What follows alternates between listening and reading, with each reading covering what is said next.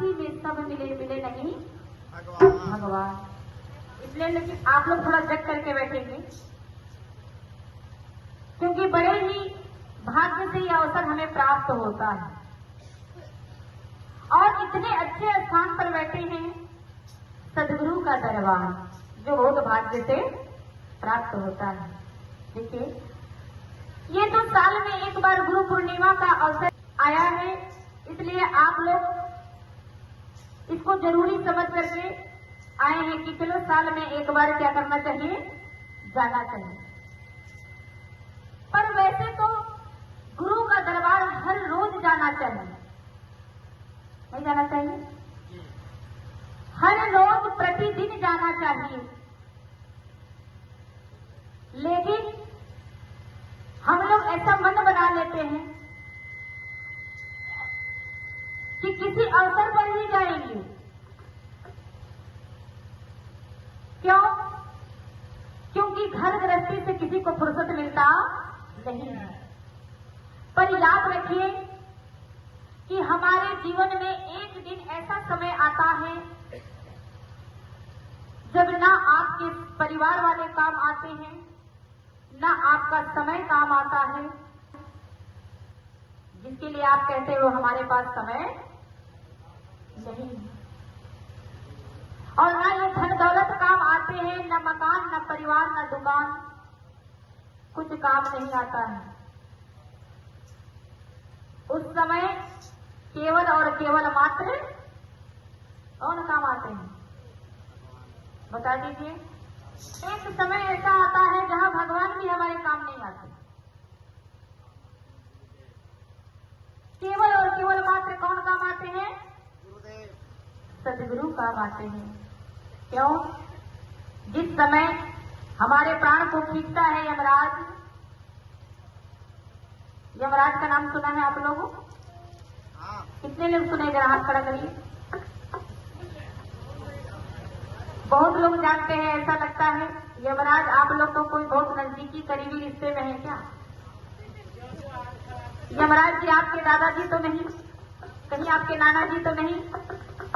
तो बहुत अच्छी तरह से जानते हैं आप यमराज को।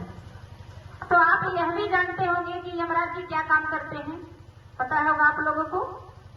क्या काम करते हैं बताइए? नाम ले जाने के काम। थोड़ा जोर से बोलिए, क्या करते हैं? प्राण को खींच कर ले जाने का काम करते हैं।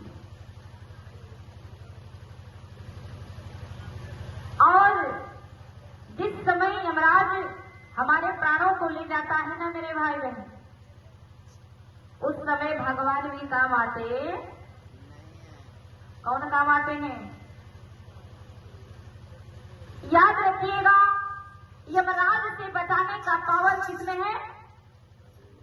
सदगुरु में है। भगवान भी नहीं बचा, भगवान तो आदेश करते हैं, फलना का प्राण ले आओ, ढकना कर ले आओ, चिन्ना कर ले आओ। वो आदेश करते हैं, यमराज पहुंच जाते हैं आपके पास। वो हम लोग कहते ना कि सदगुरु की ना मानोगे तो यमराज जी मनवाएंगे, और तेरे सर में दंड तुझे मार भुगवाएंगे। ये पापों की अग्नि में जलना पड़ेगा, ये काया कुटी खाली करना पड़ेगा। क्यों? सब दिन रखिएगा का? ऐसा लगता है ये सुगड़ी वाले लोग, ये नवादा के लोग लगता है कि कभी नहीं जाएंगे। आप लोग नहीं जाएंगे क्या? जाएंगे, सबको जाना है। और यमराज की मार से हमें मात्र और मात्र सदगुरु बचा सकते हैं, याद रखना। उस समय भगवान में काम नहीं आते मेरे भाई बहन, इसलिए सदगुरु की शरण ली जाती है। इसी दिन से बचने के लिए, इसी मृत्यु के कष्ट से बचने के लिए सदगुरु की शरण जाता है, क्योंकि इतनी भयानक मृत्यु, इतना कष्टदायक मृत्यु होती है कि अभी तो आपको पता नहीं चल रहा। क्यों? क्योंकि अभी आप मरे थोड़ी हैं, जब मरेंगे तब देखा जाएगा। अभी किसने जानता, अभी कौन जानता कि कैसा दर्द होता है। पर आपने किसी को मरते हुए जरूर देखा होगा, नहीं देखा? बहुत लोग नहीं भी देखे होंगे, और बहुत लोग किसी को तड़प तड़प कर मरते हुए भी देखा है कि नहीं देखा?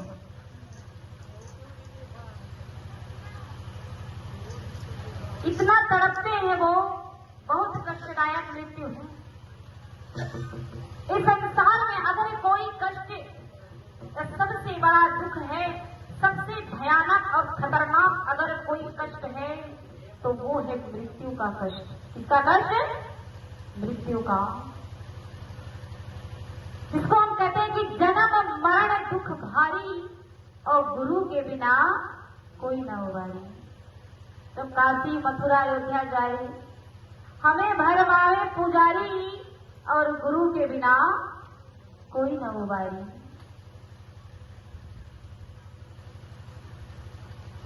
गुरु के बिना इस कष्ट को कोई नहीं उबार सकता,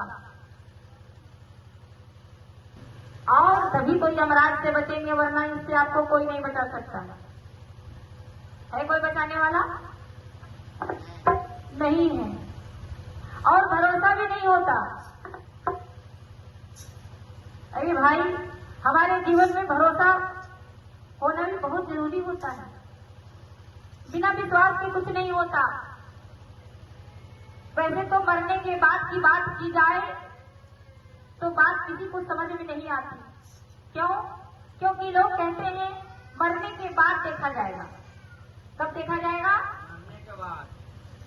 मरने के बाद तुम देखोगे तो किसी को बताने के लायक रहोगे? किसको बताओगे आकर के? परेत बन जाओगे, कौन सुनेगा? जहां जाओगे वहीं से भगाए जाओगे। इसलिए हमारे संत कबीरदास जी ने बड़ी अच्छी बात कही कि जीते जी समझा नहीं, अमुआ न कहे संदेह, और तन मन से परिचय नहीं, ताको क्या उपदेश कबीरा, ताको क्या उपदेश। कहते हैं कि जीते जी समझा नहीं, अब मुआ न कहे संदेश। देखिए, ये मनुष्य कैसा है? अगर जीते जी इसे समझाओ तो समझता नहीं है, और जब मर जाए तो क्या संदेश देगा? देगा, सब कुछ देख लेगा, लेकिन बताने के योग्य नहीं रहे। मुआ न कहे संदेश। जिसको अपने तन का शुद्ध नहीं, प्राण का शुद्ध नहीं, उसको क्या उपदेश? अरे उपदेश तो उस व्यक्ति को दिया जाता है जिसके शरीर में प्राण हो, जो समझे बुझे, लेकिन वो अभी नहीं होता है। मरने के बाद देखेंगे। क्या करोगे देखकर? हमारे महापुरुष पागल है क्या, जो इतनी अच्छा व्यवस्था करके आपको बताते हैं, जो चिल्ला चिल्ला करके गाते हैं कि राम नाम का हीरे मोती संत बिखेरे गली गली। अरे ले लो रे कोई राम का प्यारा, शोर मचाऊं गली गली। उसी परमात्मा के नाम को, जिसको हम लोग मरने के बाद ही कहते हैं राम नाम, सबकी यही सब जानते हैं। ये बात मरने के बाद क्यों कहते हैं कि राम का नाम क्या है? क्यों? जीते जी सत्य नहीं है क्या? झूठ हो गया? हाँ, झूठा ही होगा। सब कहते हैं झूठा है, बकवास है। क्या है? बकवास। अरे जीते जी इस सत्य को जानो, यही काम आने वाले हैं आपके।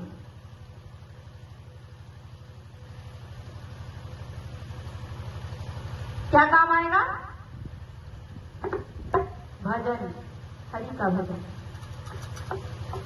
पीछे वाले जब एक बार जोर से जयकारा लगाएंगे, प्रेम से बोले श्री सतगुरुदेव भगवान और सारे दरबार की, सनातन धर्म की। काम आएगा हरि का भजन, काम आएगा हरि का भजन, काम आएगा हरि का भजन, काम आएगा हरि का भजन। जिसने दिया है तुझे प्यार मानव जन्म, हरि हरि का भजन, काम आएगा हरि का। करें आप लोग, काम आएगा हरि का भजन।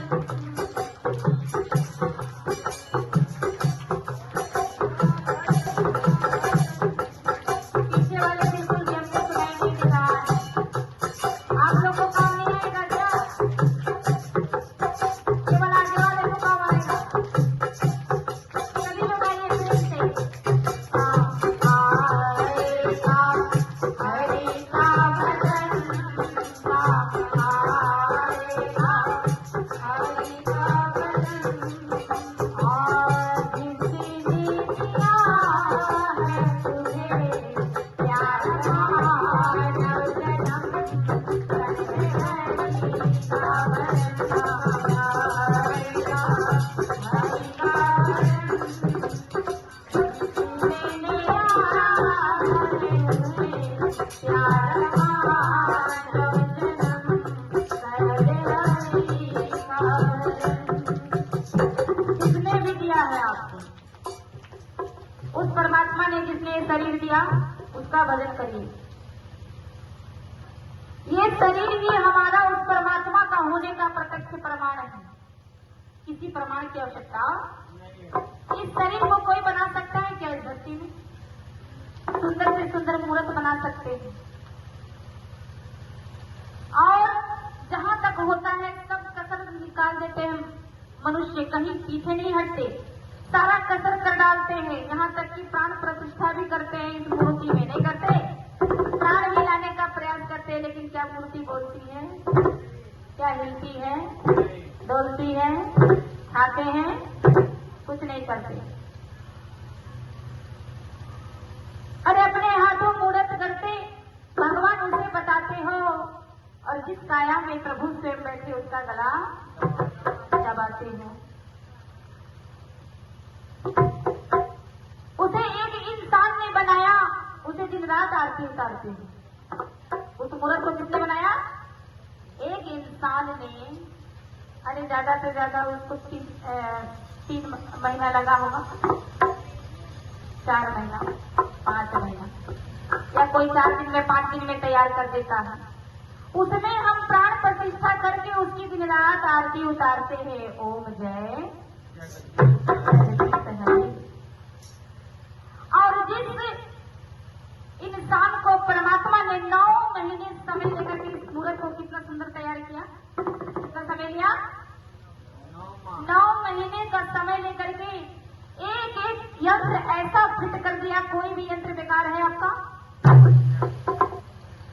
हमारे शरीर में हड्डियां टूट जाती हैं, डॉक्टर स्टील का फिट कर देते हैं।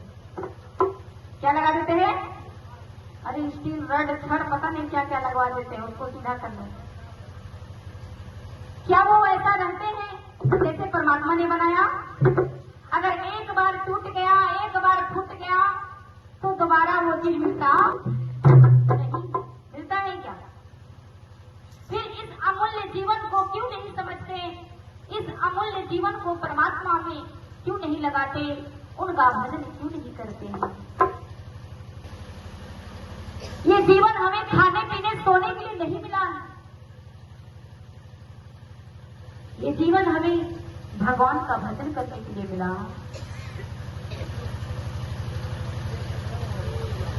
और इस जीवन को सार्थक करने के लिए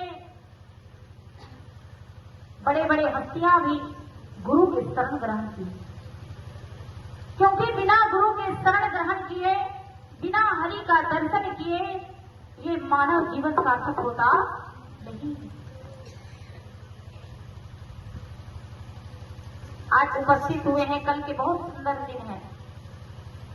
कौन सा दिन है? नींद आ रही है, आवाज भी नहीं निकल रही है।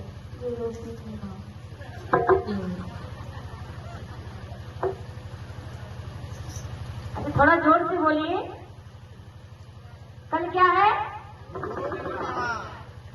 और जोर से बोलिए।